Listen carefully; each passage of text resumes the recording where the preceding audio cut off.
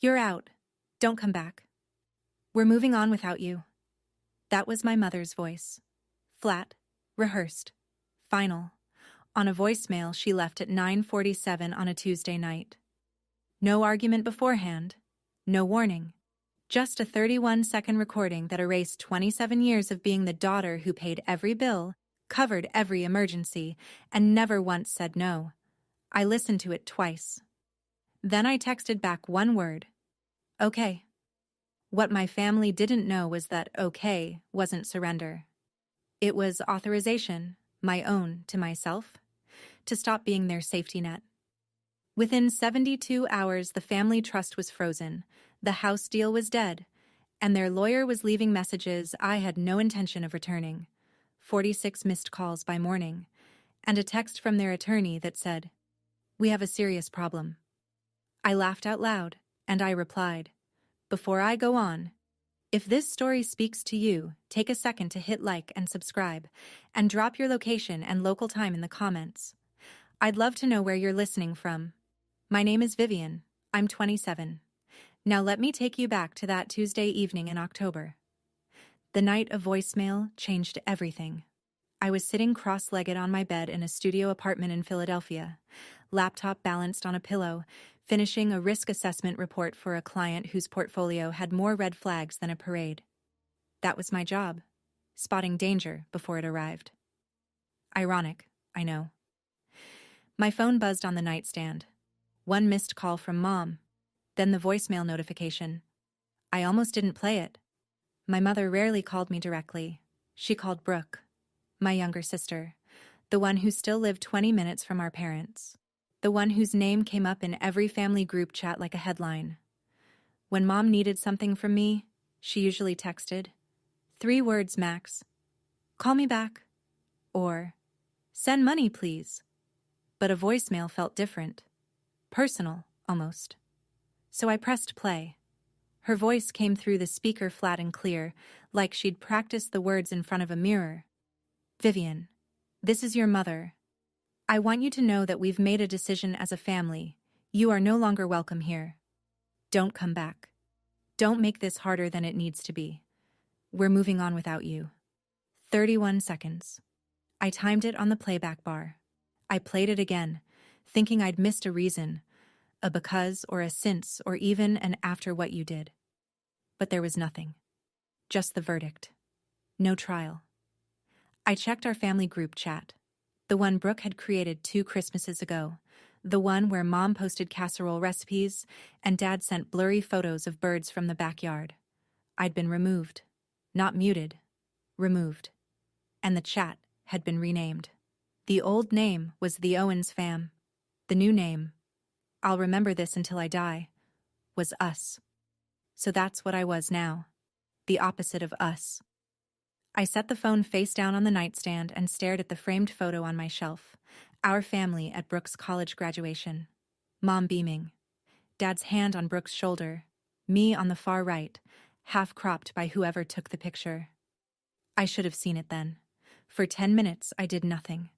Just sat there with my hands in my lap, listening to the upstairs neighbor's TV bleed through the ceiling. Laugh track. Someone up there was watching a sitcom while my whole family voted me off the island. The first instinct was the old one. Call back. Apologize. Even though I didn't know what for. Ask what I'd done wrong. Promise to fix it. That was the pattern I'd been running since I was 14. Absorb the blame, patch the crack, keep the peace. My thumb hovered over Mom's name in my contacts, but something caught, like a gear that finally stripped. Maybe it was the way her voice sounded. Not angry, not hurt, rehearsed. Or maybe it was the timing.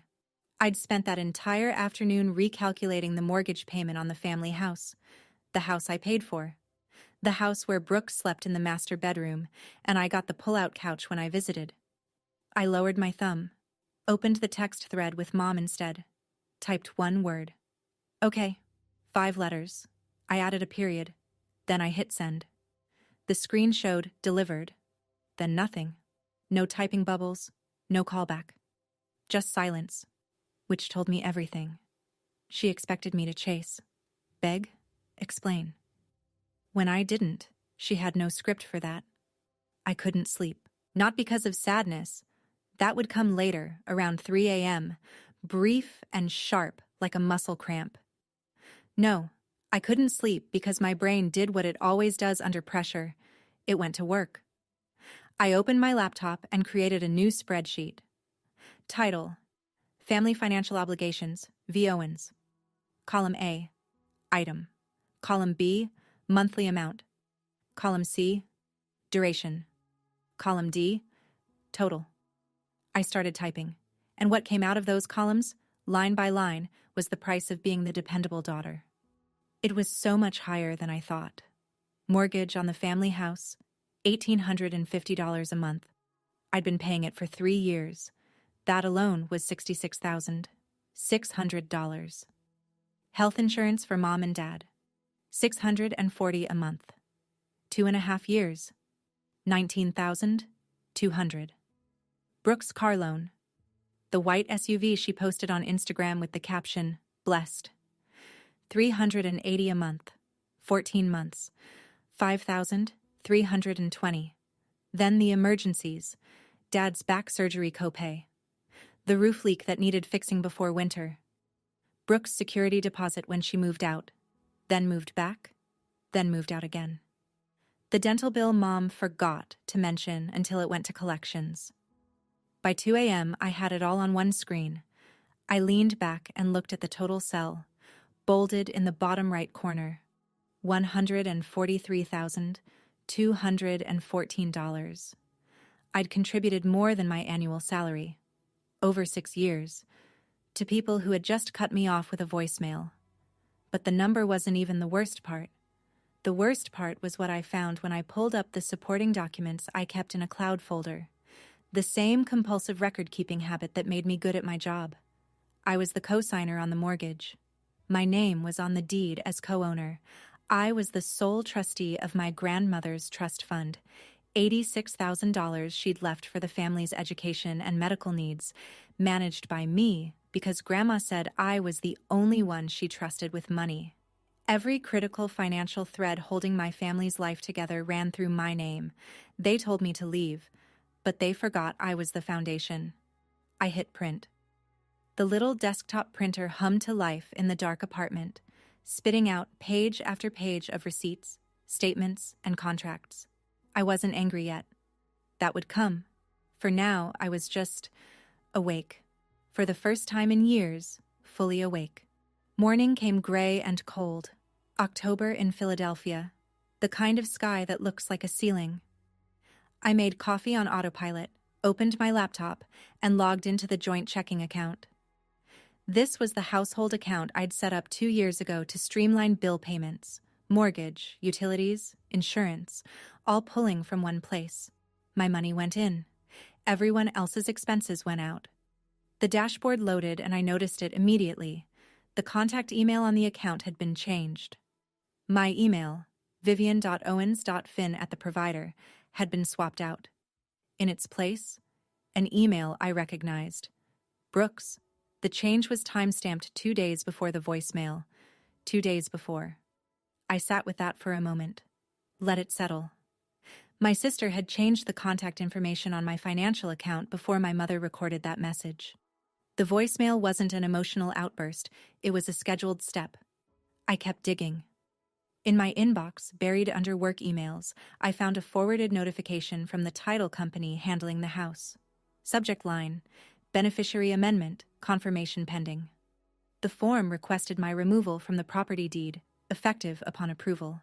Submitted by Brooke Owens, listed as authorized family representative. I had never authorized anyone to represent me. I had never agreed to be removed from anything. My coffee went cold on the desk. I didn't touch it. Here's what I understood now. Sitting in that gray morning light with my laptop glowing and my phone still face down from the night before. Brooke didn't want me out of the family. That was just the cover story. She wanted me off the paperwork, off the deed, off the trust, off every document that proved I'd built what they lived in. The voicemail was the distraction. The real theft was happening in the filing system.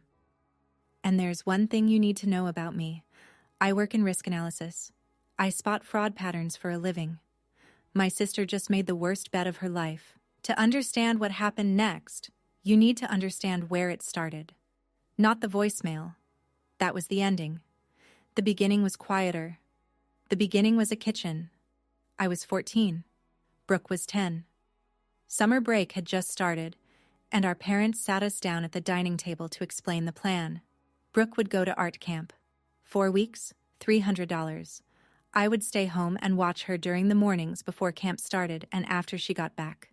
Cook lunch, do laundry, make sure the house didn't burn down while Mom and Dad worked. I asked if I could go to math camp. There was a program at the community college, free for students with qualifying grades. I qualified. Mom shook her head. Someone has to be here for your sister. But it's free, I said. Vivian, you're the older one. You understand. I understood. I understood that Brooke got summers and I got responsibilities. That my grades weren't a source of pride. They were a forecast of future income. When I made honor roll that fall, Mom's only comment was, "Good. Keep it up. One of you needs to make real money someday." Not, "I'm proud of you." Not, "You deserve this." Just, "You'll be useful later." And when Brooke bombed her 6th grade finals that same year, the whole house rallied. Dad took her for ice cream. Mom sat with her for an hour, stroking her hair, saying, "You're more than a test score, baby." I was in the next room. I heard every word. Nobody said anything like that to me. Not because I was failing, but because I never needed comfort. I was the strong one, the steady one, the one who could handle it. Mom told me that once, directly. Phone call, sophomore year of college. I'd mentioned feeling overwhelmed. She said, "You're the strong one, Vivian. Brooke needs me more." 7 words. I carried them like a brick in my chest for a decade. My first real paycheck arrived on a Friday in June, the summer after I graduated. 21 years old, student loans already accruing interest, starting salary at a mid-size consulting firm that expected 60-hour weeks. I felt proud for about 4 hours. Mom called that evening. Dad had thrown out his back at work. Not workers' comp eligible because he was technically a subcontractor.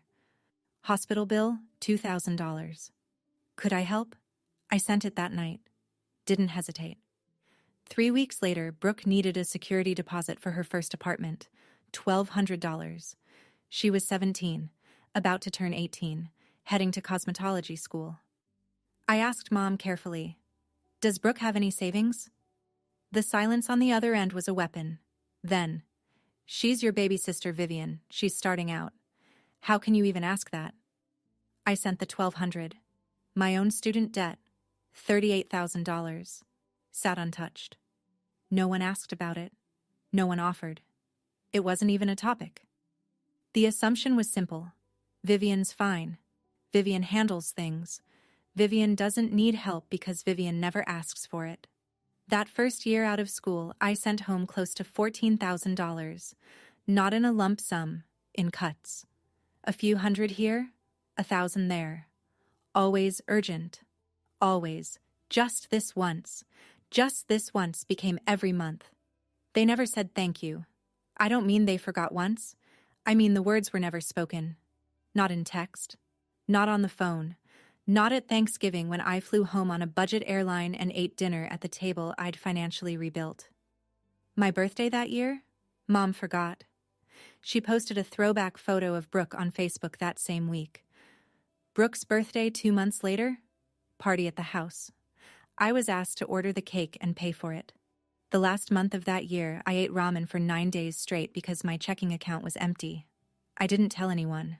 Because if I had, Mom would have said I was being dramatic. And I believed her. That's the part that hurts the most. 3 years before the voicemail, Mom called with what she described as a family opportunity.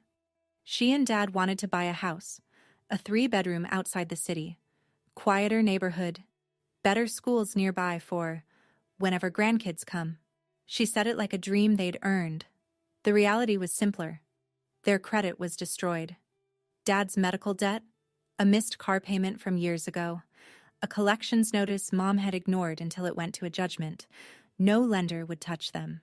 So Mom asked me, "Just co-sign, Vivian. Your credit is perfect. The house will be in my name, but you'll be on the loan and the deed. It's the family home. Someday it belongs to both of you girls." I said yes. I didn't hire a lawyer. I didn't ask for a written agreement beyond the mortgage paperwork itself. Because the voice in my head, the one Mom had installed, said, "Family doesn't need contracts. If you ask for one, you don't trust us. And if you don't trust us, you're not family." So I signed, co-signer on the mortgage, co-owner on the deed, though Mom was listed as the primary owner. And from that month forward, the $1,850 payment came out of my account like clockwork. Brooke moved in immediately, took the largest bedroom, decorated it, posted photos, home sweet home. When I visited, which wasn't often because I was working overtime to cover the payments, I slept on the pull-out sofa in the den. I paid for a house where I slept on a couch. About 6 months before the voicemail, I overheard something during a family call. Mom's voice in the background talking to Brooke. She didn't know I was still on the line. She said, "Once we refinance, we can pull some equity out. Don't worry about Vivian. I'll handle her." Handle me. Like a line item. Like a problem. I didn't say anything. I told myself I'd misheard, but my hands were shaking when I put the phone down, and the spreadsheet I'd been working on blurred in front of me. My grandmother, Mom's mother, died 4 years ago. Lung cancer, fast and cruel. She went from diagnosis to funeral in 11 weeks. But Grandma was sharp until the very end. 2 months before she passed, she updated her trust. $86,000, set aside for the family's education and medical expenses. And she named one trustee to manage it. Me. Not Mom. Not Brooke. Me. I remember the lawyer reading it out and Mom's face going still. She didn't argue. Not then. Not in front of the attorney. But later, in the car, she said, "Your grandmother didn't understand how things work. That money should be managed by the family, together." "I am the family, Mom." She didn't answer. The trust sat quietly for 3 years. Then Brooke came calling. She wanted $15,000 for a business venture. An online resale shop she'd seen someone run on social media. No business plan. No projections. Just vibes and a link to a wholesaler. I said no. Not to hurt her, because the trust terms were specific. Education, medical, not startup capital for an idea with no structure. Brooke cried. Of course she did. She called Mom. Mom called me. Your grandmother would have wanted to help Brooke. You're being controlling. I'm following the trust document, Mom. That's literally my legal job. Brooke didn't speak to me for 2 months after that, and during those 2 months, I found out from a cousin that Brooke had been telling the extended family I was hoarding Grandma's money and probably spending it on herself. I never corrected the record. I was too tired of fighting ghosts. But here's the part that mattered. The part I didn't realize would become a weapon. 2 months before the voicemail, Brooke called me, said she wanted to clear the air. Her voice was warm, almost sweet, sisterly in a way she hadn't been in years. We talked for 40 minutes, and at one point her guard dropped. Or maybe she just got careless, and she said it. "Honestly, Viv, I just need you out of the trust and off the deed. Then everything gets simpler. For everyone." She said it like it was reasonable, like asking me to step aside from my own life was a favor I should want to do. What she didn't know, what she couldn't have known, was that I'd been recording the call. Not to trap her. I record important calls as a professional habit. My app flags any call over 10 minutes with a family contact and auto records with a disclosure tone at the start. Brooke either didn't hear it or didn't care. I saved that file in 3 places: cloud, USB, an email to myself with the subject line, "just in case." Lying in bed that night, I kept circling back to one question. Why did Brooke need me gone so badly? We grew up in the same house. I made her lunch when Mom worked late. I co-signed her first car. And somehow, I became the enemy in a story she wrote without telling me. I still don't fully understand it. Maybe you do. If you've ever been the reliable one who got repaid with betrayal, why do you think they do it? Drop your take in the comments. Wednesday morning, 2 days after the voicemail. I walked into the office looking like I'd slept inside a paper shredder. Marcus Webb noticed before I reached my desk. He was senior to me by 7 years, a CPA with a calm voice and the kind of steady presence that made clients feel safe handing over their ugliest numbers. We'd worked on a dozen audits together. He was not the type to pry. But that morning, he pried. I'd gone to the break room for coffee, and when I came back, Marcus was standing near my desk. Not sitting, standing, like something had stopped him mid-step. My laptop screen was still open. The spreadsheet was still up. Family Financial Obligations, V. Owens. The total was bolded at the bottom. He looked at me, then at the screen, then back at me. Viv. His voice was low. I don't want to overstep. But that spreadsheet? Is that money you're owed or money you gave away? I could have lied. Could have said it was a client file, a mock-up, a template. But I was running on 4 hours of sleep and the fumes of a decade's worth of being fine, and something in the way Marcus asked, direct, no judgment, no filler, cracked the seal. I told him, not everything, just the outline, voicemail, removed from the group chat, the house, the trust, the number. Marcus didn't react the way most people do. He didn't gasp or shake his head or say, "That's terrible." He went quiet. And when Marcus goes quiet, it means he's calculating. 10 seconds passed. Then he said something that rearranged the furniture in my head. "Vivian, I've been where you are. Different details, same architecture. My father pulled something similar when I was 29, and the thing I wish someone had told me sooner is this. You don't need to call them back. You need to call a lawyer." He wrote a name on a sticky note and slid it across my desk.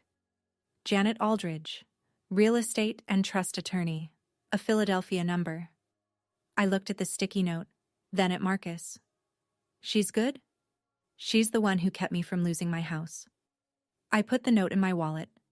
It stayed there for exactly 7 hours, the time it took for me to find what I found next. That evening, I sat down with every document I had and went through them the way I'd go through a client's portfolio, line by line, looking for what didn't match. I pulled up the email from the title company again, the one requesting my removal from the deed. I'd noticed it that first morning but hadn't looked closely at the attachment. Now I opened it. The form was standard. A beneficiary amendment request. At the bottom, 2 signature lines. One for Donna Owens, primary owner. One for Vivian Owens, co-owner. Both lines were signed. I zoomed in on my signature, and my stomach went cold. It was close. Someone had studied my handwriting. The slant was right. The size was right. Even the little tail I leave on the N in Vivian was there. But the O in Owens was wrong. I write my capital O with an open loop, a habit from years of signing financial documents quickly. This O was closed, sealed shut. A small thing, the kind of thing only I would notice. But I noticed. Someone had forged my signature to remove me from the deed of a property I'd paid over $66,000 toward. I checked the submission details on the form, submitted electronically by Brooke Owens, authorized family representative. Submission date: 3 days before the voicemail. 3 days before. I sat back in my chair and let the timeline build itself. First, Brooke submits the forged document to remove me from the deed. Then, she changes the contact email on the joint account. Then, only then, Mom sends the voicemail. This wasn't a family falling apart in the heat of the moment. This was a sequence, a plan. Step 1, Step 2, Step 3. My removal from the paperwork first, then my removal from the family, so I wouldn't be looking at the documents while they pushed me out the door. My sister didn't just betray me, she ran a project plan. And in my line of work, a project plan leaves a trail. I called Janet Aldridge the next morning. Her assistant put me through in under 3 minutes once I mentioned the words forged signature and pending title amendment. Janet's office was in a converted brownstone near Rittenhouse Square, bookshelves floor to ceiling, a glass desk that reflected the overhead lights, and a chair so firm it seemed designed to keep clients focused. She offered me water. I declined. I didn't want to be comfortable. I wanted answers. I placed the folder on her desk. Everything. Mortgage contract, deed, the forged amendment form with both signatures, the email from the title company, the spreadsheet, $143,000, itemized, and the bank notification showing Brooke had changed the contact email on the joint account. Janet went through each page the way a surgeon reads a scan. Slowly, no expression, glasses halfway down her nose. She laid the forged signature next to my real one from the original mortgage contract and studied the two side by side. Then she took off her glasses and looked at me. "Miss Owens, you have 2 problems and 1 advantage." She tapped the forged form. "Problem 1, someone committed fraud using your identity. The signature discrepancy alone could support a forgery claim." She tapped the title company email. "Problem 2, a refinance is pending on a property you co-own, without your knowledge or consent." "Both are serious." She paused. "Your advantage is straightforward. You're the co-signer. You're the co-owner. You're the sole trustee of a family trust. Nothing, not the refinance, not the title change, not a single dollar from that trust, moves without your actual signature. And your actual signature is the one thing they couldn't get." I sat with that for a moment, then asked the question that had been building since Tuesday night. What happens if I just stop? Stop paying the mortgage. Stop signing anything. Stop being the infrastructure. Janet folded her hands. Then the whole thing collapses under its own weight. The bank issues a notice. The refinance dies. The trust stays locked. All of it. Every financial arrangement they depend on stalls until you decide otherwise. She let that land. Then added, almost gently, "There's one more thing you should know. A forged signature on a deed amendment isn't just a civil matter. In Pennsylvania, that can be charged as a felony. I'm not saying you need to go there, but you should know you could." My chair suddenly felt a lot less uncomfortable. That night, back in my apartment, I opened the recording app on my phone. I hadn't listened to Brooke's call since the night it happened 2 months ago. At the time, I'd filed it under annoying but harmless. Just Brooke being Brooke, trying to get what she wanted with a soft voice and a sideways ask. Now, with everything I knew, it sounded completely different. I put my earbuds in and hit play. Brooke's voice filled my head, warm and casual, the way she gets when she wants something but hasn't asked for it yet. "I'm just saying, Viv, you're so busy all the time. You've got your career, your apartment, your whole life up there. Wouldn't it be easier if you just stepped back a little? Let Mom handle the trust stuff. And the house, honestly, if your name wasn't on it, you wouldn't have to worry about the payments anymore. That'd be a relief, right?" I remembered thinking at the time that she was being clumsy but not malicious. Just Brooke, trying to simplify her world. Then came the line, minute 32 of the recording. "I just need you out of the trust and off the deed. Then everything gets simpler. For everyone." I paused it, rewound, played it again. "I just need you out of the trust and off the deed." Need, not want, not, "It might be nice if," need. She'd told me exactly what she was going to do. She'd said it out loud into a phone that was recording, after an app disclosure tone she either ignored or didn't hear. And then, when I didn't volunteer to disappear, she forged my name and had Mom deliver the eviction notice disguised as a family decision. I saved the file again. Cloud, USB, email to myself. 3 copies. Because in my family, the truth has a habit of going missing. I didn't know yet when I'd use it, or how, but I knew this. That recording was the one card Brooke didn't know I held, and I was going to wait for exactly the right table to play it on. Friday afternoon, Janet's office. I sat across from her with a legal pad I'd filled on both sides. She had a matching one. "Let's walk through this," she said, "step by step. What you can do, what's within your rights, and what the consequences will be. For them, and for you."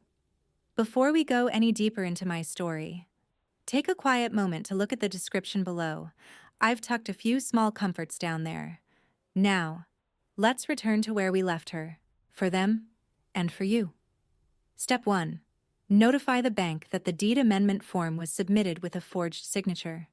Janet would send a formal letter with supporting evidence. My real signature from the original mortgage versus the fake on the amendment. The bank would be legally required to freeze the refinance transaction pending investigation. Step 2. As sole trustee of Grandma's Trust, I had full authority to freeze all distributions. No court order needed. No approval from any family member.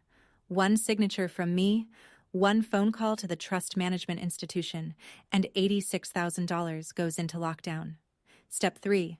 Stop the automatic mortgage payments. I was the cosigner, not the primary borrower. Donna was the primary. If I stopped paying, the obligation reverted entirely to her, and her credit score couldn't support the loan on its own. The bank would issue a formal notice within 30 days. If she couldn't catch up or refinance independently, the foreclosure clock would start. Step 4.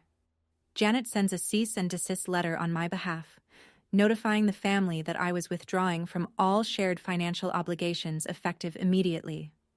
I listened to each step, nodded at each one, then asked the question my gut wouldn't let go. If they lose the house... Janet didn't blink. "Vivian, they told you to leave. You're leaving. You're not taking the house from them. You're removing yourself from a loan they can't service without you. If that causes a collapse, the structure was never sound." I picked up the pen and signed the authorization letter. The pen felt heavier than it should have. Not because I doubted the decision. Because I knew. Once that ink dried, there was no undoing it. No quiet resolution, no late-night phone call that puts everything back in the drawer. This was the sound of a bridge I didn't burn. I just stopped being the bridge. Monday morning, I drove to the bank that managed Grandma's Trust during my lunch break. The branch was quiet. A few customers at the teller windows, soft music I couldn't name, the hum of fluorescent lights. I sat down with a trust officer named Dan, a pleasant man with a blue tie and a pen. He clicked nervously when he talked. I presented my trustee documentation, photo ID, the original trust instrument, a letter from Janet confirming my legal standing. Dan reviewed it all, clicking his pen exactly 14 times. Then he looked up. "Miss Owens, you are the sole trustee on this account. No other signatories, no co-trustees, no secondary beneficiaries with withdrawal authority." Click. "What would you like to do?" "I'd like to place a full freeze on all distributions from this trust, effective immediately. No withdrawals, no transfers, no disbursements until I authorize them in writing." He blinked. "Any particular reason?" "I have concerns about potential unauthorized access. I'd like to conduct a review of all activity before allowing any further movement." That was language he understood. He typed for 2 minutes, printed a form, slid it across the desk. I signed it. $86,000. Locked. Dan said, "You'll receive a confirmation email within the hour. No one else will be able to access these funds without your written authorization and a notarized release." "Thank you, Dan." I walked out into the October sun. The air was sharp. Leaves were turning. I stood on the sidewalk for a moment and felt something I didn't expect. Not triumph, not satisfaction. Lightness. Like setting down a suitcase I hadn't realized I'd been carrying through every doorway for 4 years. This was step 1. The trust was secure. Grandma's money was safe. But the real earthquake was still coming, because when Brooke tried to access that account, and she would try, I was sure of it, she'd hit a wall she couldn't charm, cry, or forge her way through. And that wall would have my name on it. Tuesday, Janet's paralegal sent 3 emails before noon. The first went to the mortgage lender. A formal notice of signature fraud on the deed amendment form, accompanied by a side-by-side comparison of my real signature and the forged one, plus my sworn affidavit confirming I had never authorized the change. Janet's letter requested an immediate hold on all pending transactions related to the property until the bank completed its internal review. The second email went to the same lender, notifying them that I, as co-signer, was terminating my automatic payment authorization effective the next billing cycle. The letter cited my legal right to cease voluntary payments on a loan where the primary borrower, Donna Owens, had initiated unauthorized modifications without my consent. The third email went directly to the Owens family, care of whatever email address Donna had on file, as a formal cease and desist. It stated in clean legal language that Vivian Owens was withdrawing from all shared financial obligations, that no further payments would be made on the mortgage, insurance, or any other joint expense, and that all future communications should be directed to Janet Aldridge, attorney at law. 3 emails, 12 attachments between them, 3 clicks of the send button. By 4 p.m. that afternoon, the mortgage lender had responded. The refinance transaction was frozen, pending a fraud investigation. The deed amendment was flagged. No changes to the property title would be processed until further notice. I sat in my car in the parking garage after work. Engine off, hands on the wheel. They were shaking, not from fear, from the strange vertigo of doing something irreversible. In 48 to 72 hours, those letters would land. Mom would find out the mortgage payment didn't come. The refinance was dead. The trust was locked. The insurance cancellation notice would arrive within 30 days. Every single safety net I'd built under them, every invisible thread of money and signatures and reliability, was gone. Not cut. Just released. The way you let go of a rope when the person on the other end tells you they don't need you anymore. I turned the key, pulled out of the garage, drove home through Philadelphia traffic with the windows down, cold air filling the car, and waited for my phone to start ringing. It wouldn't take long. It took exactly 51 hours. I was at my desk Thursday morning reviewing a client's exposure report when my phone started buzzing. Not the polite single vibration of a text, the long, insistent pulse of a call. Then another. Then another. I didn't look right away. Finished my paragraph. Saved the file. Then flipped the phone over. 19 missed calls from Mom, 8 from Dad, 14 from Brooke, 5 from a number I didn't recognize, 46 total. The texts were stacked like bricks. Mom. Vivian, call me right now. Mom. This is not a game. Mom. Something happened with the bank and you need to fix this. Brooke. Viv, what did you do? Brooke. The refinance is frozen. They said your lawyer sent something. Brooke. Call me, now. Dad. Honey, please call back. Your mother is very upset. Dad. We need to talk about the house situation. And then, the one that made me set my coffee down and read it twice. An email from the unknown number. Professional letterhead. Gregory Pratt, attorney at law, representing Donna Owens. Dear Ms. Owens, I represent your mother, Donna Owens, regarding the residential property at address.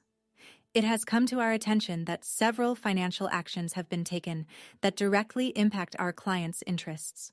We would like to arrange an immediate conversation to discuss resolution.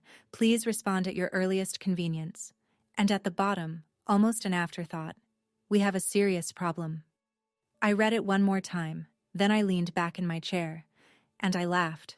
Not a bitter laugh, not a villain laugh.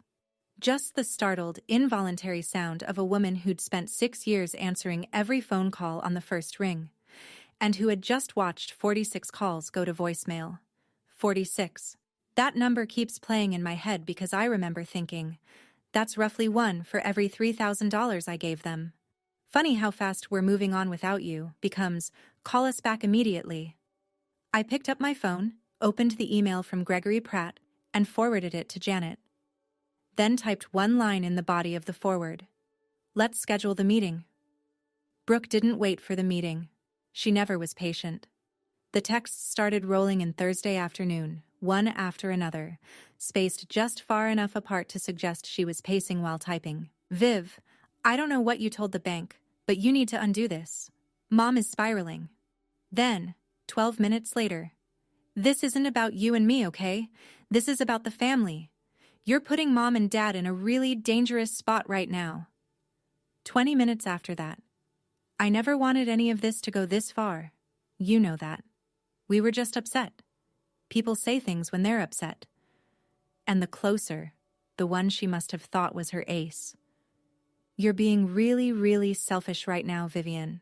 Like, unbelievably selfish. I sat at my kitchen counter and read each message carefully. Not because I needed to understand them. I understood them perfectly. I read them because I wanted to catalog the pattern one more time before I stopped engaging with it forever. Message 1. Deflect. Make it about what I did, not what she did. Message 2. Invoke the family shield. Weaponize Mom and Dad to trigger my guilt. Message 3. Minimize. Rewrite the voicemail as a heat-of-the-moment mistake. Erase the forged signature, the changed email, the 3-step plan. Message 4. The label. Selfish. The word she knew I'd been running from since I was 14 years old. 4 messages, 0 apologies, no mention of the voicemail, no mention of the forged signature, no mention of the deed amendment she submitted under my name without my consent. Same Brooke, same playbook. Just louder now that the stakes were real. I typed back one message. Have your lawyer contact mine. And I attached Janet's business card as a contact file. 30 seconds of silence, then 3 gray dots appeared. Disappeared. Appeared again. Are you serious right now? I closed the app, set the phone on the counter, screen down. Then, one last message from Brooke. I saw it in my notification banner before I silenced the thread. Fine, but don't blame me for what happens next. I almost smiled, because that sentence, "Don't blame me for what happens next," was the most honest thing Brooke had said in years. She was already planning her next move, and she wanted cover in advance. The difference now was that I was planning too, and my plans came with documentation. Friday evening. I was making dinner. Pasta, nothing fancy, something to do with my hands.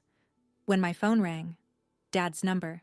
I picked up because the last time Dad called twice in 1 week was when he went to the ER. Muscle memory. The responsible daughter answering the responsible phone call, but it wasn't Dad. Vivian Marie Owens. Mom's voice. Full name. The tone she uses when she wants you to feel 11 years old again. I don't know what has gotten into you, but you are destroying this family. Your father hasn't slept in 3 days. The bank sent a letter about the mortgage. The insurance company says our coverage is ending. And now Brooke tells me you're hiding behind a lawyer like we're strangers? I turned the burner down to low. Mom, you sent me a voicemail telling me not to come back. I'm doing what you asked. That was because I was upset. You know how I get. But this, freezing accounts, stopping payments, this is you being vindictive on purpose. I stopped paying for things that aren't mine anymore. You told me I'm not family. If I'm not family, I'm not financially responsible for the family. Silence. 2 beats. 3. Then, after everything I sacrificed for you, after all the years I poured into raising you, this is how you repay me. There it was. The script. The same guilt trip that had kept me writing checks for 6 years. I sacrifice, you owe. The eternal family ledger where my side was always in the red. Mom, I'm not repaying anything. I'm done paying. There's a difference. Her breath went sharp. You will regret this, Vivian. I'm telling you. You will look back on this moment and be ashamed. Maybe. But if I'm ashamed, it'll be for my own reasons. Not because you told me to be.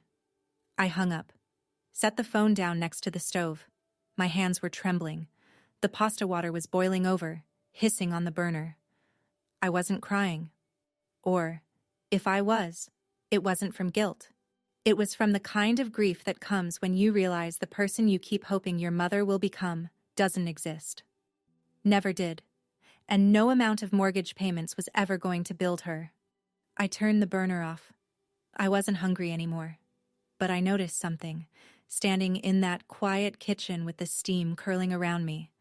Donna hadn't mentioned the forged signature. Not once. Either she didn't know what Brooke had done, or she knew and decided it didn't matter. I wasn't sure which was worse. Saturday morning, my phone became a bulletin board of people I hadn't spoken to in months. Aunt Helen, Mom's younger sister, texted first.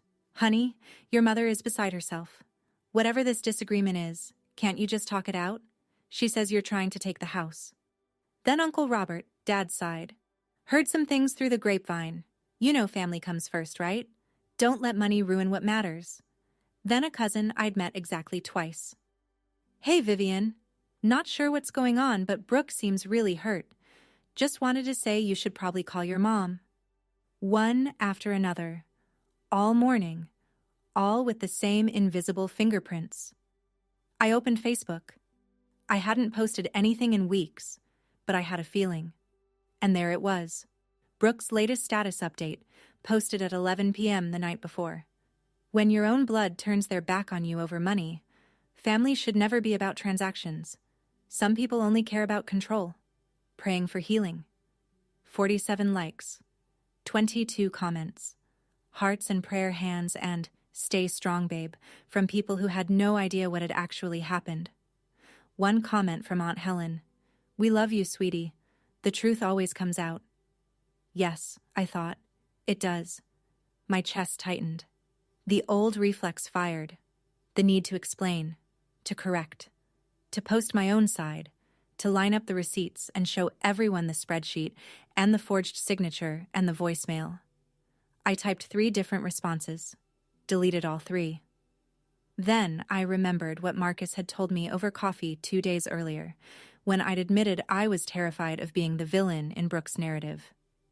"Don't fight the narrative on their turf," he'd said, stirring his coffee without looking up. "Bring the truth to the right room." The right room. Not Facebook. Not a group chat. Not a phone call where Mom can hang up when the facts get uncomfortable. A room with a table, with lawyers, with documents, where crying doesn't override evidence and I'm the victim has to compete with timestamps. I closed Facebook, opened my email, wrote to Janet. "I think it's time for the meeting, all of them, face to face, with everything we have." Janet replied in 11 minutes. "Agreed. I'll coordinate with Pratt. Friday, my office." 5 days. 5 days until every story Brooke had ever told would have to survive a conference table. I set my phone on the kitchen counter and poured myself a second coffee. My hands were steady. Monday afternoon. Janet called me from her office on speakerphone so I could listen. She'd reached Gregory Pratt. The conversation was polite the way a chess game is polite. Controlled moves, measured language, nothing wasted. "Mr. Pratt, I represent Vivian Owens. As you know, my client is co-signer on the mortgage and co-owner on the deed for the property your client occupies. She's also the sole trustee of the Margaret Owens Family Trust." "I'm aware of the financial arrangements," Gregory said. His voice was careful, lawyerly. "Then you should also be aware that a deed amendment form was submitted to the title company bearing my client's signature, a signature my client did not provide. A side-by-side analysis shows clear discrepancies. The bank's fraud department has flagged the document and frozen the pending refinance." Silence. I counted. 1, 2, 3, 4, 5, 6, 7, 8. 8 seconds of dead air from a man who bills $400 an hour. "Are you saying," Gregory said slowly, "that my client submitted a forged document?" "I'm saying a document bearing a signature my client did not execute was submitted under her name. The title company and lender have both been notified. The bank's investigation is proceeding independently of our office." More silence. Then Gregory's voice, noticeably tighter. "I'll need to confer with my clients about this. I'd recommend doing that soon, Mr. Pratt, before the bank's fraud division does it for you." The call ended with a date confirmation for Friday. Janet hung up and turned to me. His pause told me everything. He didn't know about the forged signature. She folded her hands on the desk. That means either your mother didn't tell her own lawyer or your mother didn't know. If Donna didn't know, then Brooke did this on her own and didn't tell anyone. She told one person, I said. Me. On a recorded call.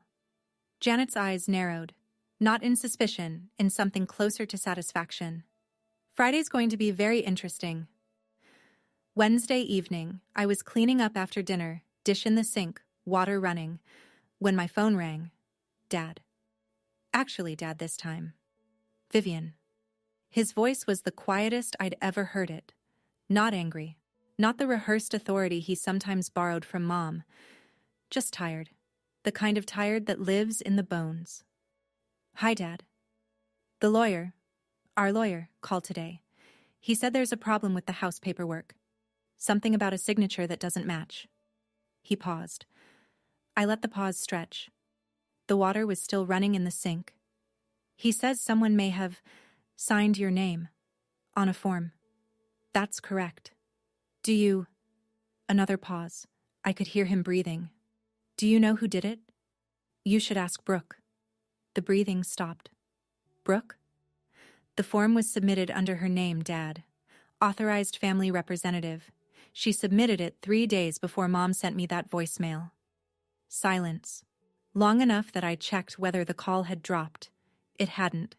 The seconds counter was still ticking. You're sure about this? I have the submission records. My lawyer has the signature comparison. The bank has flagged it for fraud investigation. Yes, Dad. I'm sure. I heard something through the phone. A chair creaking. Like he'd sat down hard. Or maybe it was his knees. Let me talk to your mother about this. And there it was. The sentence he'd said 100 times across my lifetime. Let me talk to your mother.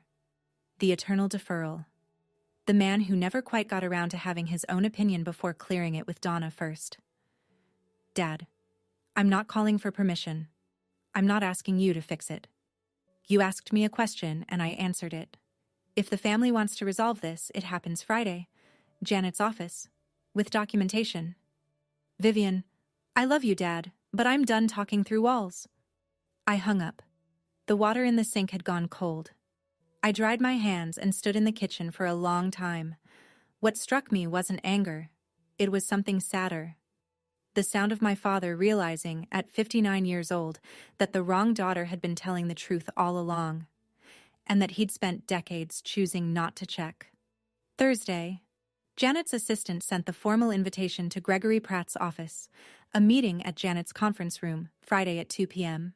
Attendees: Vivian Owens, Donna Owens, Raymond Owens, Brooke Owens, Janet Aldridge, Gregory Pratt. Janet and I reviewed the ground rules together. If I was going to sit across from my entire family for the first time since the voicemail, I needed structure, not emotion. Structure. Rule 1. No shouting. If any party raised their voice, the meeting would be adjourned immediately. This was a professional discussion, not a kitchen table argument. Rule 2. Claims require documentation. Anyone could say anything. But if they wanted it taken seriously, they needed paper to back it up. Rule 3. I would present first. Uninterrupted.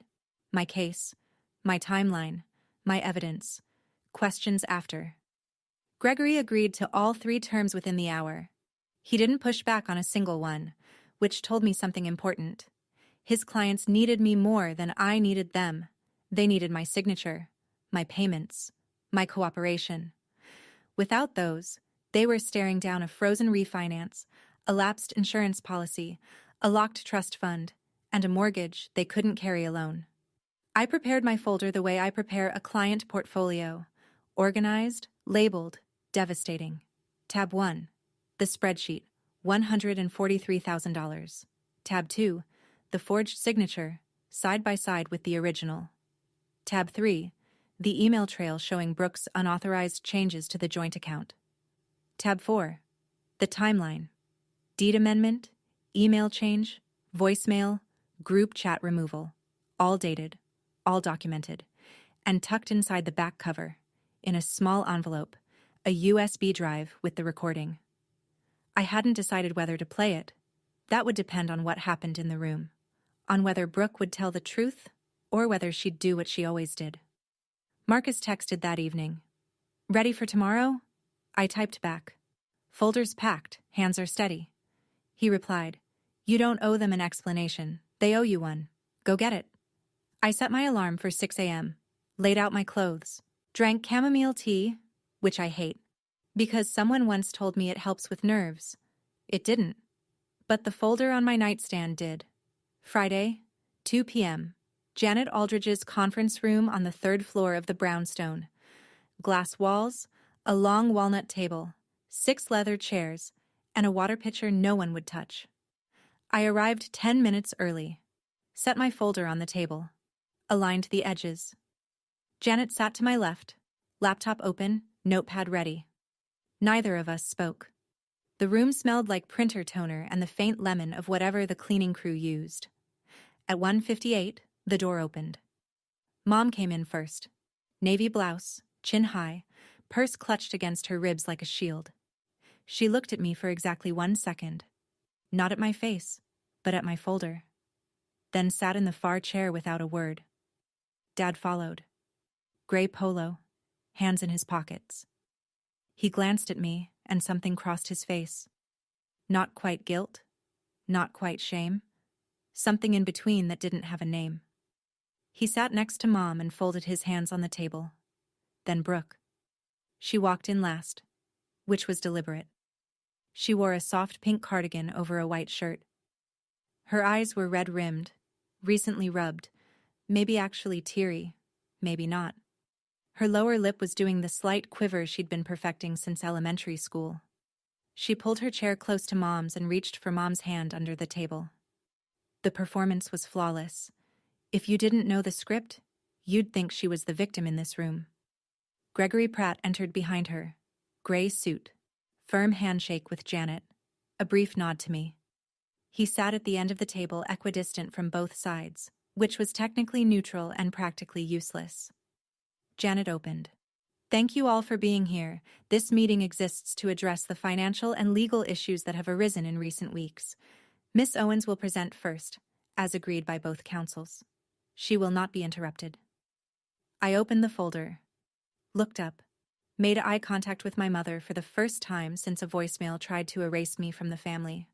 I'll start, I said, with a number. I slid the spreadsheet to the center of the table. 5 copies. 1 for each person, 1 for the record. $143,214. I let the number sit in the air. No one moved. That's what I've contributed to this family over the past 6 years. Mortgage payments on this property, $66,600. Health insurance for Mom and Dad, $19,200. Brooke's car loan, $5,320. Emergency expenses, surgeries, roof repairs, security deposits, dental bills. The rest. Every payment is documented. Dates, amounts, account records. It's all on this sheet. Mom's eyes moved down the page. I watched her scan each line, the way you watch someone read a medical report they weren't expecting. This is what I gave, I said. Not as a loan, not under contract, just because I was asked, and because I believed that's what family meant. Mom opened her mouth. Janet raised one finger, calm, firm. Mrs. Owens, you'll have your turn. I pulled the second document from the folder. 2 sheets, side by side. I placed them flat on the table and turned them so everyone could read. On the left, my signature from the original mortgage contract, dated 3 years ago. On the right, a signature submitted on a deed amendment form requesting my removal from the property title. I paused. I did not sign this form. I did not authorize it. I did not know it existed until I discovered it in my email after being removed from this family by voicemail.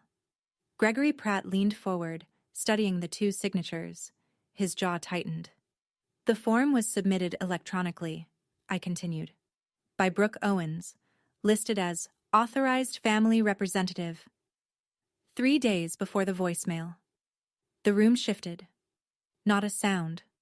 More like a barometric change. Dad's hand moved to his forehead. Gregory sat back in his chair, slowly. Brooke's grip on Mom's hand tightened. And Mom. Mom looked at the signatures, then at me.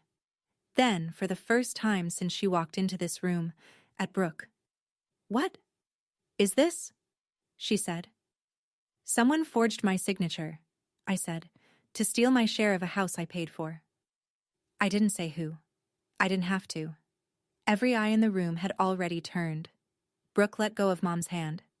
That's insane. I didn't forge anything." Her voice climbed. "Vivian is doing what she always does. She's manipulating the situation. She's making herself the victim because she can't handle that we—" I didn't raise my voice. I didn't need to. "Brooke." One word, flat, quiet. It cut through her sentence like a blade through paper. "Before you finish that thought, I want you to hear something." I reached into the back cover of the folder, pulled out the small envelope, and removed the USB drive. Janet's laptop was already connected to a speaker on the table. I plugged it in, found the file, and hovered the cursor over the play button. "This is a recording of a phone call between you and me, 2 months before the voicemail. The call was disclosed at the start. My app plays an audible notification tone. If you'd like to dispute its authenticity, Mr. Pratt can have it verified." Brooke's face went white. Not red. White. The kind of white that happens when blood retreats from the surface. I clicked play. The room filled with Brooke's voice. Warm, casual, coaxing. "I just need you out of the trust and off the deed. Then everything gets simpler. For everyone." The recording ended. No one moved. I looked at Donna. She was staring at the speaker like it had physically struck her. Her lips were slightly parted. No words. I looked at Dad. His eyes were closed. His hand was still on his forehead. I looked at Gregory Pratt. He had placed his pen on the table and folded his hands, the universal posture of a lawyer recalculating his position. And I looked at Brooke. She was looking at Mom, searching for the lifeline that had always been there. The immediate defense. The "she didn't mean it." The instant redirect of blame onto me. Mom didn't look back. 15 seconds of silence. I counted them the way you count the seconds between lightning and thunder, waiting to learn how close the strike was. It was the loudest my family had ever been. Then Brooke broke. That's out of context. I didn't mean it like that. I was just talking. Just saying things. People say things." Janet's voice was steady as a scalpel. "The recording is timestamped 2 months before a forged document bearing Ms. Owens' signature was submitted to remove her from the deed. The context, I'd say, is remarkably clear." Brooke turned to Mom again. Her lip trembled. Real this time. Or maybe not. I couldn't tell anymore. Mom, you believe me, right? She's twisting everything. She always does this." Donna Owens did not look at her younger daughter. She was staring at the spreadsheet, at the column labeled total, at the number at the bottom that represented 6 years of her eldest daughter's life, converted to dollars and cents, paid without a single thank you. She said nothing. And in that silence, in that precise, devastating silence, something shifted in the room that could never be shifted back. I closed the folder. Slowly. The sound of the cover meeting the back page was the only noise in the room. Donna turned to me. Her voice was different now. Smaller. "Vivian, I didn't know about the signature. I swear to you, I didn't know." "I believe you didn't know about the signature, Mom." She exhaled. "But you knew when you recorded that voicemail. You knew when you removed me from the group chat. You knew every time Brooke told you a story about me, and you never once called to ask if it was true. You chose a version that was comfortable, and I paid the price for it. In dollars, in years, in every holiday where I sat at the far end of the table and told myself it was fine." Donna's chin dropped. Not a nod. More like something inside her gave way by a fraction. I stood up. "Here's what happens now." I kept my voice even. Professional. The way I deliver a risk assessment to a client when the numbers are bad and there's no soft way to say it. The trust will be transferred to a professional management firm. I'm stepping down as trustee, but the terms Grandma set will be enforced. Education and medical only, no exceptions. I looked at the table. I'm withdrawing as co-signer on the mortgage. You have 60 days to find alternative financing or make a decision about the property. I will not make another payment. I looked at Gregory Pratt. Regarding the forged signature, I won't be filing a criminal complaint. This time. But every document, every recording, every communication has been preserved and is held by my attorney. I looked at Brooke. She was staring at the table, cardigan pulled tight around her. The red-eyed performance finally collapsed into something real. Or at least, something closer to it. Brooke, I don't hate you. But I don't trust you. And I don't have to. I picked up my folder, nodded once to Janet, walked to the door. Dad's voice, cracked and low. Vivian. I paused with my hand on the handle, didn't turn around. 60 days, Dad. Use them well. The door clicked shut behind me. My heels echoed down the hallway, steady even, unhurried. I didn't look back. Not because I was angry, because there was nothing behind me I hadn't already said. Walking to my car afterward, I wondered if I should have handled it differently, been softer, given them more time, tried one more phone call before pulling everything. Part of me still wanted to believe a conversation could have fixed this, but every conversation for 6 years had ended the same way. Me apologizing for someone else's lie. Would you have given them another chance? Or would you have walked out of that room the same way I did? Tell me. I genuinely want to know. 72 hours after the meeting, the pieces fell exactly where gravity said they would. The house. Without me as co-signer, the family's refinance was permanently dead. The bank sent a formal notice. Donna Owens had 90 days to either resume full mortgage payments on her own, secure a new co-signer with qualifying credit, or face the beginning of foreclosure proceedings. Donna's credit score couldn't carry the loan solo. Not even close. The trust. Transferred to a licensed fiduciary firm in Philadelphia within 1 week of the meeting. Every dollar accounted for. Every withdrawal now subject to third-party review against Grandma's original terms. Brooke couldn't charm, cry, or forge her way to a cent of it. The insurance. My cancellation notice took effect on the 30-day mark. Mom and Dad's health coverage lapsed on a Wednesday. By Thursday, Donna was on the phone with the marketplace, learning for the first time what insurance costs when someone else isn't paying for it. Nearly double what I'd been covering. The lawyer, Gregory Pratt, formally withdrew from representing the Owens family 10 days after the meeting. His letter to Donna cited irreconcilable factual discrepancies, polished legal language for, "Your daughter committed fraud, and you didn't tell me." They were now without counsel. And the social narrative, the one Brooke had built so carefully on Facebook, began to crack. Aunt Helen called Mom after the meeting and asked pointed questions. A cousin on Dad's side texted me directly. "I heard there were forged documents. Is that true?" I didn't respond. I didn't need to. The facts were doing their own press tour. None of this was revenge. I want to be clear about that. I didn't engineer a collapse. I removed myself from a structure that was only standing because I was holding it up. When I let go, it did what any unsupported structure does. It buckled. Not because I pushed it, because it was never built to stand on its own. 3 weeks after the meeting, a Sunday afternoon. I was reading on my couch, an actual book, paper pages, no screen. When Dad called. His voice was thinner than usual, like someone had stretched it over too many sleepless nights. "Vivian, I've been meaning to call." "Hi, Dad. I want to say, I'm sorry, I know I should have said it sooner. I should have asked questions when your mother sent that voicemail. I should have looked at the paperwork myself instead of just trusting that someone else had it handled." I waited. Because with Dad, the apology always came with the second paragraph. "But, sweetheart, is there any way you could give us more time with the house? Your mother is looking into options, but 90 days it's not a lot. If you could just extend the co-signer arrangement for another few months, until we figure out." Dad. He stopped. I heard the apology. I appreciate it. I do. But I also heard the but. You're not calling because you're sorry. You're calling because the family needs my signature again. Silence. Then quietly, both, Vivian. It's both. Maybe it is. But the answer is the same. The 60 days I gave at the meeting are still in effect. Nothing changes.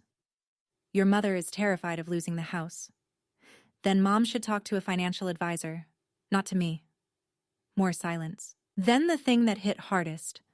Not his words, but the sound of his exhale. Long, deflated. The sigh of a man who knows he's asking the wrong daughter to fix a problem the other daughter caused but lacks the spine to say it out loud. I understand, he said finally. Dad? Yeah. I love you. That hasn't changed, but love doesn't mean I light myself on fire to keep someone else warm. Not anymore. He hung up without saying goodbye. Just a click, and then nothing. The same abrupt silence that had been his answer to every hard question my entire life. I set the book down, stared at the ceiling. He'd apologized and asked for a favor in the same breath. And the worst part was that I think he genuinely meant both. The sorry and the ask. He just didn't understand that one cancels out the other. Or maybe he did. And that was the saddest part of all. 3 months later. The leaves were gone. First frost had come and gone. Philadelphia was doing what Philadelphia does in January. Cold, gray, stubbornly alive. I was sitting in a coffee shop near my office on a Saturday morning, laptop open but idle, watching people through the window. A normal Saturday. Unremarkable. And that was the point. For the first time in my adult life, unremarkable felt like a luxury. The mortgage money, $1,850 a month, was going into my savings account now. I had an emergency fund for the first time ever. I was paying down my student loans ahead of schedule. I'd booked a flight to Portland for a long weekend in February, just because I wanted to see the ocean. I'd never booked a trip just because I wanted to before. Brooke and I hadn't spoken since the meeting. Not a text. Not a voicemail. Not even a like on a photo. Complete silence. I checked her Facebook once, out of habit. She'd posted a new status. Starting over. No context. No mention of me or the house or any of it. Just the curated version of her life, sanitized for an audience that didn't know the backstory. I scrolled past it and felt nothing. And that nothing, that clean, quiet emptiness where guilt used to live, was the closest thing to freedom I'd ever known. Mom called once, about a month after the meeting. Her voice was different. Not warm exactly, but the sharp edges had been sanded down. She asked how I was. I said fine. She said okay. The call lasted 90 seconds. She didn't guilt-trip me. She didn't ask for money. She didn't mention Brooke. It wasn't healing. It was a ceasefire. And for now, that was enough. Dad texted on my birthday. 3 words. Happy birthday, Vivian. First time in years. No exclamation point. No emoji. Just my name and an acknowledgement that I existed. It was the smallest possible gesture, but it was his. The house sold 6 weeks after the meeting. Donna listed it when it became clear no one would co-sign a new loan. I signed the paperwork to release my name from the deed. The real paperwork, this time, with my actual signature. I didn't take any proceeds from the sale. The deed listed Donna as primary owner and the equity was hers. I'd already calculated the loss. $66,000 in mortgage payments toward a house I never lived in. I wrote it off. Not on my taxes, but in my head. A tuition payment for the most expensive lesson I ever learned. Marcus met me for coffee that afternoon. He slid into the seat across from me, took one look at my face, and said, "How do you feel?" I thought about it. Really thought. "Lighter," I said. Like I put down something I didn't realize I was carrying. He nodded. Didn't say anything else. He didn't need to. For the first time in 6 years, every dollar I earned was mine. Not mine to give away. Not mine to sacrifice. Not mine to use as proof that I deserved a seat at a table I was already paying for. Just mine. Quietly, unremarkably, beautifully mine. I'm not telling you this story so you'll hate my family. I'm telling you because somewhere out there, right now, someone is sitting with their phone in their hand, staring at a transfer confirmation for money they can't afford to send to someone who has never once said thank you. And they're telling themselves the same thing I told myself for 6 years. It's fine. They're family. This is what family does. Brooke isn't a monster. She's a person who learned, very young, that lying gets rewarded and crying unlocks doors. Nobody ever made her stop. Nobody ever showed her a consequence that stuck, until the consequence wore my name and came with a lawyer. Mom isn't evil. She's a woman who built her identity around control, around being the center of a family that obeyed a script she wrote. When I stopped following the script, she didn't know how to respond with anything other than force. That voicemail wasn't cruelty. It was panic disguised as authority. Dad isn't a villain. He's a man who spent his whole life choosing silence over confrontation, and one day realized that silence has a price too. He's still learning that. I think he might get there. I hope he does. And me? I'm the woman who finally understood that the word family is not a blank check. That loving someone does not mean funding their life while they erase yours. That boundaries are not punishment. Boundaries are truth, delivered without apology. I don't know what my family looks like a year from now. I don't know if there will be a Thanksgiving I attend or a phone call that feels like home. I don't need to know. For the first time, I'm not building my life around their answer. So I'll ask you this, and I genuinely want to know. If the people who are supposed to love you the most told you to leave, would you fight to stay, or would you finally let them see what life looks like without you? Let me know in the comments. I read everyone. Thank you for staying with me through this whole story. If any part of it hit close to home, if you've ever been the one holding everything together while being told you weren't enough, I see you. Drop a comment and tell me your story. I read every single one. And if you haven't already, hit that subscribe button so you don't miss what's coming next. There's another story linked in the description about someone who was told they'd never make it on their own. They proved every single person wrong in the most satisfying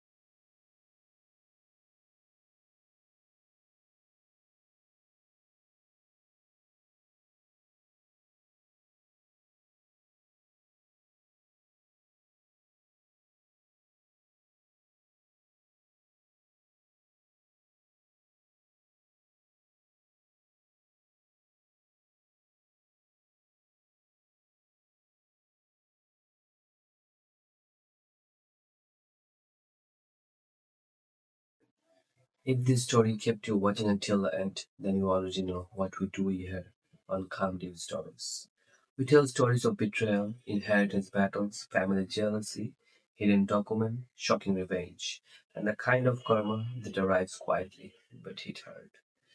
So before you go, make sure you subscribe to the Calm Deep Stories and turn on the bell icon because the next story may be even more shocking than this one.